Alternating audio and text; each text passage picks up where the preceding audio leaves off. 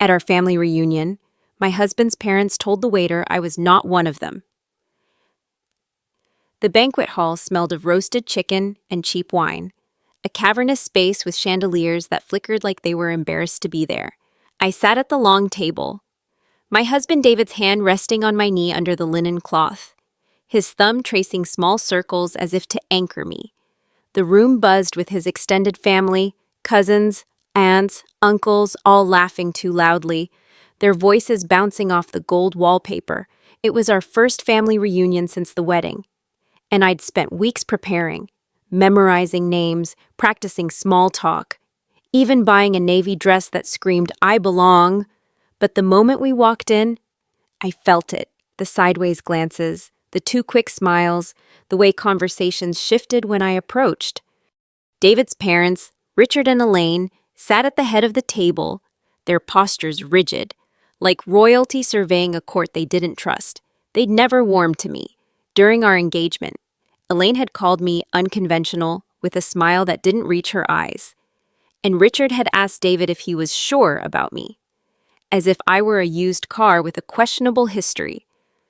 I'm a graphic designer, raised by a single mom in a small Ohio town. They're old-money New Englanders who summer in Nantucket and think public school is a dirty word. Still, I thought I could win them over with time. I was wrong.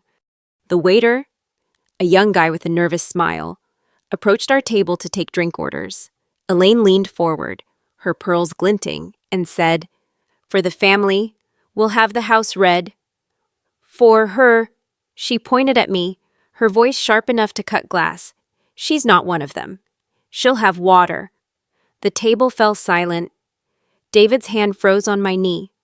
The waiter blinked, unsure if it was a joke, then scribbled something and hurried away.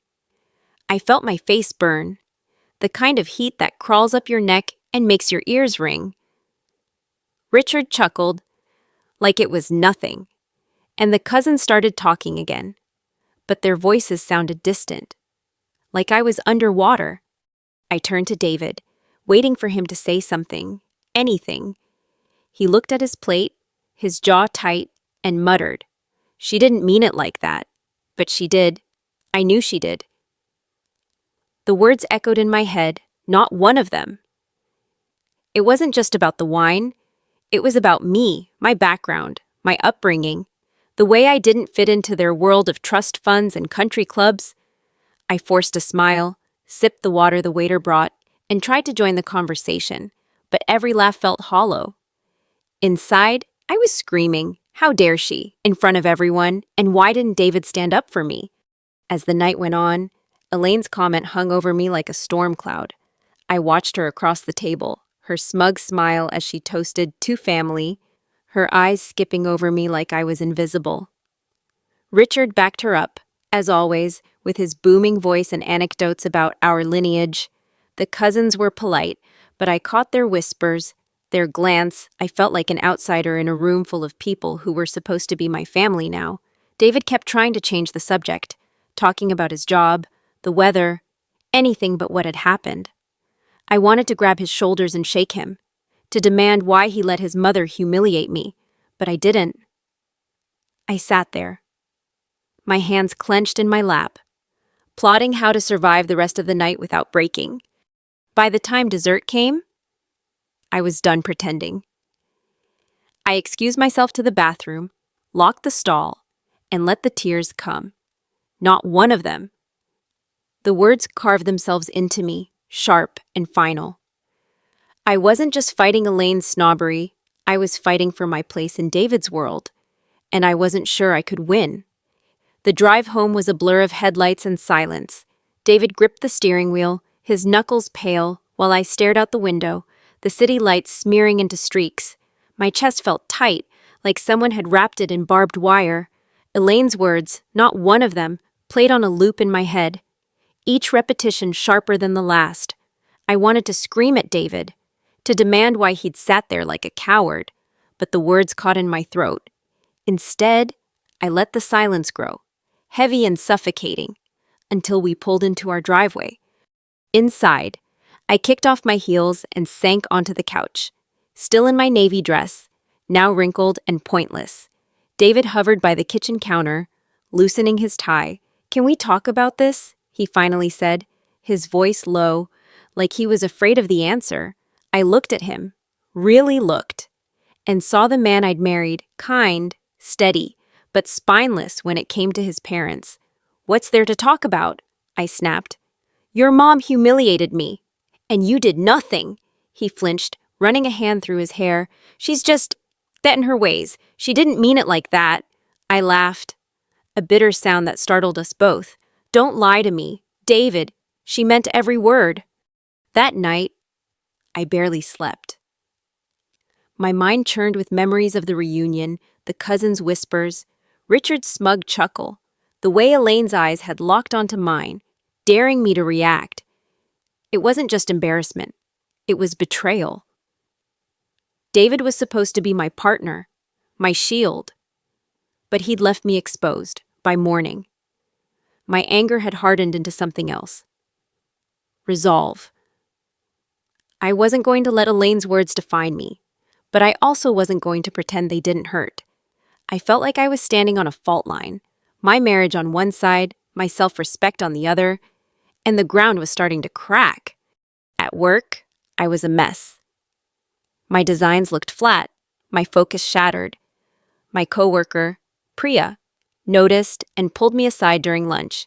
"You look like you're carrying the world," she said, her voice gentle. I spilled everything. The reunion, Elaine's comment, David's silence. Priya listened, her eyes narrowing. "That's not just rude. It's cruel," she said. "And your husband? He needs to grow a spine." Her words were a lifeline, validation that I wasn't overreacting. But they also lit a fire in me. Why was I the one feeling small? Elaine was the one who'd crossed a line, and David was complicit. Socially, things got worse. David's cousin, Sarah, texted me a half-hearted apology. "Sorry about Aunt Elaine. She gets like that." It felt like a brush-off, like I was supposed to shrug and move on. I didn't reply. Instead, I started noticing patterns. Invitations to family events came through David. Not me. His sister, Claire, who'd always been friendly, stopped calling. It was like Elaine's words had rippled outward, marking me as an outsider in ways I hadn't seen before. I felt paranoid, second-guessing every interaction. Was I imagining it? Or were they all closing ranks?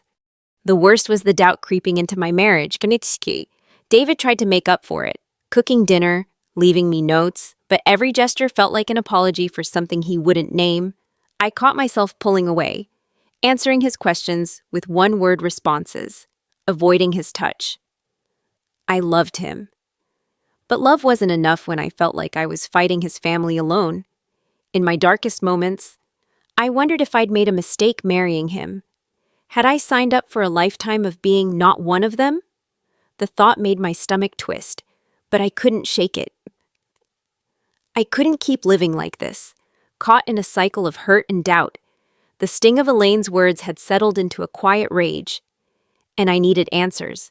Not just about what she'd said, but why. Why was I the target? Why did she really see me as so beneath them? Or was there something deeper? Something I was missing? I decided to dig, to uncover the truth, even if it scared me. I started small, combing through old emails and texts between David and his parents. Most were mundane, schedules, holiday plans, but a few stood out. In one, from before our wedding, Elaine wrote, "She's charming, but not our kind. Make sure you're thinking long-term." David's reply was vague, something about loving me, but it didn't push back. It felt like a punch. Had he always known how they felt and just never told me? Next, I turned to the family itself. I reached out to Claire, David's sister, under the guise of catching up, over coffee. I steered the conversation to the reunion, probing gently. Claire fidgeted, avoiding my eyes. "Mom's always been protective of the family name," she said, stirring her latte too long. "It's not personal." But when I pressed, asking what not one of them meant, she clammed up, saying she didn't want to get in the middle.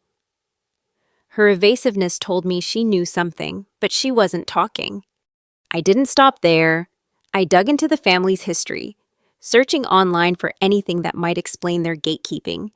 The family had old ties to New England aristocracy, with a trust fund that trickled down to David and his siblings, but I found whispers of a scandal. Richard's father had married beneath him, causing a rift. The family had spent decades rebuilding their purity, doubling down on exclusivity. Was I caught in some outdated vendetta against outsiders? It seemed absurd, but it fit Elaine's obsession with lineage. Then I talked to the waiter from the reunion. I tracked him down through the venue, claiming I was following up on the event. He remembered the moment vividly. "It was awkward," he said over the phone. "The lady was so deliberate. Like she wanted everyone to hear." He mentioned Elaine had tipped generously, as if to smooth it over. It wasn't proof, but it confirmed her intent. She'd meant to humiliate me publicly. The more I uncovered, the angrier I got. This wasn't just snobbery. It was a calculated move to push me out. But why? Was it gang classism? Or did Elaine see me as a threat to their control over David? I confronted him one night, laying out what I'd found: the emails, Claire's dodginess, the family history. He looked cornered, his face pale. "You're blowing this out of proportion," he said, but his voice shook. "They're just old-fashioned." I didn't buy it. "Then why didn't you call her out?" I demanded. He had no answer, just a defeated shrug. By now, I was obsessed. I even hired a private investigator, a discreet guy Priya recommended. I gave him names: Elaine, Richard, even David, and asked for anything unusual. It felt extreme, but I was done being in the dark. While waiting for his report, I kept up appearances, attending a family dinner with a fake smile, watching Elaine's every move. She was cordial, but her eyes lingered on me, like she was sizing me up. I realized this was a game to her, and I was playing it blindfolded until now. The investigator's report landed in my inbox a week later. A plain PDF that felt like a bomb waiting to detonate. I locked myself in the home office, heart pounding, and opened it. The truth was uglier than I'd imagined. Elaine and Richard had been maneuvering against me since David proposed. The report detailed emails they'd sent to a family lawyer, discussing how to protect the trust fund if David married me. They'd even hired someone to dig into my background, hoping to find dirt: my mom's bankruptcy, my student loans, anything to paint me as a gold digger. There was nothing juicy, but they'd still used it to justify their campaign. The worst part? David had known, not everything, but enough. He'd attended one meeting with the lawyer, then backed out, claiming it felt wrong. He never told me. I sat there, staring at the screen, my world tilting. Elaine's comment at the reunion wasn't a spur-of-the-moment jab. It was the tip of an iceberg, a public declaration of a war they'd been waging in secret, and David, my husband, had let it happen. Too weak to stand up to his parents or even warn me. The betrayal cut deeper than the humiliation, slicing through the trust I'd built with him. I printed the report, every damning page, and tucked it into a folder. I wasn't just angry anymore. I was ready to act. That night, I waited for David to come home. When he walked in, I was at the kitchen table, the folder in front of me. "Sit down," I said, my voice steady despite the storm inside. He hesitated, sensing the shift, then sat. I slid the folder across the table. "Read it." As he flipped through the pages, his face drained of color. This isn't what it looks like," he stammered. "I didn't know they went this far." I cut him off. "You knew enough. You let them treat me like garbage, and you hid it." He tried to explain, mumbling about family pressure, but I wasn't hearing it. "I deserved to know," I said. "I deserved a husband who'd fight for me." The next day, I drove to Elaine and Richard's house, unannounced. Elaine answered the door, her smile faltering when she saw my expression. I didn't wait for an invitation. Stepping inside and dropping the folder on their marble coffee table, "You've been trying to push me out since day one," I said. "It ends now. Richard blustered, calling it a misunderstanding. But Elaine just stared, her eyes cold. "You're not right for our family," she said. "No pretense left." "You never were." I didn't flinch. "That's not your call. It's David's. And mine." I'd decided on my resolution: revenge. Not the petty kind, but something precise, calculated. I contacted their family lawyer, presenting the report and threatening to go public with their schemes. Local news, social media, every elite circle they cared about. The lawyer, nervous about his own exposure, agreed to freeze their access to the trust fund until they backed off. It wasn't about the money. It was about hitting them where it hurt, their precious status. I also told David he had one chance to prove he was with me, not them. He'd need to cut contact with his parents until they apologized, publicly, at the next family gathering. If he couldn't, I was done. Weeks later, at a smaller family dinner, Elaine stood, her face tight, and muttered an apology, claiming she'd misspoken at the reunion. It wasn't sincere, but it was enough, for now.